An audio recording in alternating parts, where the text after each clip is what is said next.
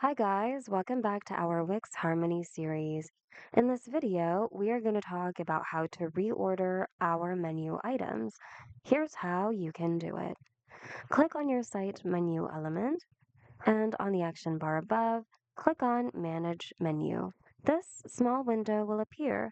Hover over this small icon next to the item you want to move and simply drag and drop it to wherever you want to place it.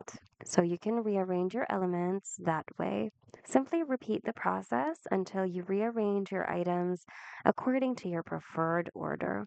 And once you're done, your changes will automatically save in the Wix Harmony editor. That's it. Hope this video was helpful. If you need more Wix tutorials, check out our channel and consider subscribing as well. Thanks so much for watching, and we'll see you guys in the next video.